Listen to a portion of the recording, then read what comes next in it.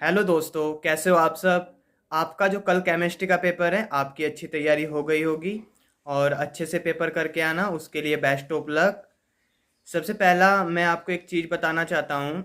आप जो इनऑर्गेनिक करोगे या कर रहे हो, उसमें से इनऑर्गेनिक के केवल आपके पास जो चैप्टर है 7, 8 और 9 है। 9 चैप्टर में तो आप चाहे एनसीईआरटी के क्वेश्चन मत देखना, लेकिन 7 और 8 चैप्टर के एनसीईआरटी के क्वेश्चन जरूर देख कर जाना।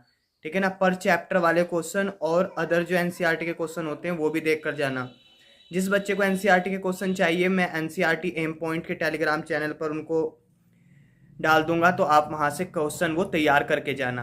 अब बात आती है ऑर्गेनिक की। ऑर्गेनिक में आपको जितनी भी रिएक्शन है, वो सभी रिएक्शन आपको 5-7 बार पढ़ लेनी है रात को।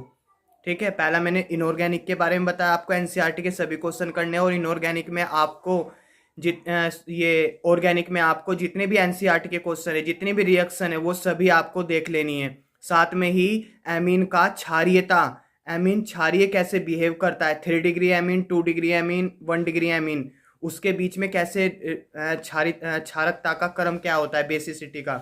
और साथ में कार्बोक्जिलिक एसिड है जो, उसमें अम्लता का व्यवहार कैसे होता है, वो भी आपको देखना है। और फिनोल और अल्कोहल के बीच अम्लता का गुण, फिनोल, अल्कोहल और कार्बोक्जिलिक एसिड के बीच अम्लता का गुण, ये सभी आपको क्वेश्चन तैयार करके जाने हैं बहुत अच्छे से।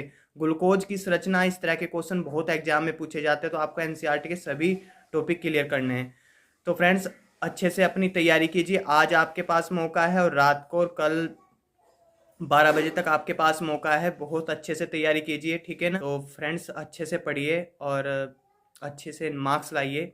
और जैसे मैंने आपको बताया, अब मैं फिजिकल के बारे में कुछ बता देता हूँ। फिजिकल के बारे में आपने कई बार पढ़ लिया होगा, ठीक है ना। फिजिकल को तो आप सुबह के टाइम ही देखना। अब जैसे रासायनिक, ये जो रासायनिक बल गति है, इसमें से जितने प्रथम कोटि का स्थिरांक, वो आपको तैयार करके जाना है अच्छे तरीके से। शून्य कोटि का जो व्यंजक होता है, उस तरह के क्वेश्चन, उनके ऊपर जो न्यूमेरिकल आते हैं वो, ठीक है। और आणविकता और अभिक्रिया की कोटि में अंतर, तो इस तरह के क्वेश्चन पूछे जाते हैं। कोई भी एग्जाम्पल आपको दे देगा और पूछ लेगा, ठीक है।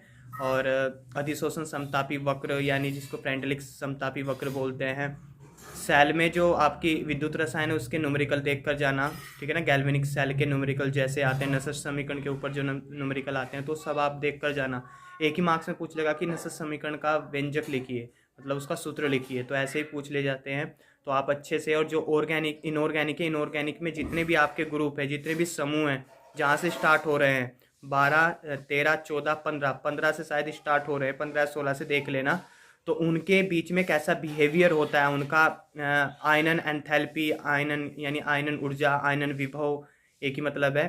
और इलेक्ट्रॉन लब्धि, एंथैल्पी, ऑक्सीकरण अवस्था, विद्युत ऋणात्मकता, इनके बीच आप अच्छे से रिलेशन देख कर जाना कि ये कैसे कैसे आवर्त सारणी में कैसे कैसे कवर होते हैं। तो ये सब चीज़ें आपको देख के जानी है। नाइट्रोजन का असामान्य व्यवहार, ऑक्सीजन का असामान्य व्यवहार, ठीक है ना। क्लोरीन, फ्लोरीन, ये किस तरह इनका अम्ल, ओक्जो अम्ल कैसे बनाते हैं ये। तो ये सभी क्वेश्चन आप बहुत अच्छे से देख कर जाना। एनसीईआरटी में सभी दिए गए हैं लास्ट में, तो आप कोई भी कहीं से भी आप पढ़ लेना, लेकिन अच्छे से तैयार करके जाना। इतनी बात ध्यान रखना, बहुत अच्छा पेपर हो जाएगा आपका। जितनी भी रिएक्शन है उनको बार बार करके देखना, जैसे राइमंड टीमन अभिक्रिया होगी, कोल्बे हो गई, और हिंसबर्ग हो गई, एमीन का हिंसबर्ग, है ना। बहुत अच्छे अच्छे मैंने जितनी भी रिएक्शन डाली है, आप उसमें प्ले लिस्ट में जाकर देख सकते हो। तो अच्छे से पढ़िए और पेपर अच्छे से तैयार करके जाइए।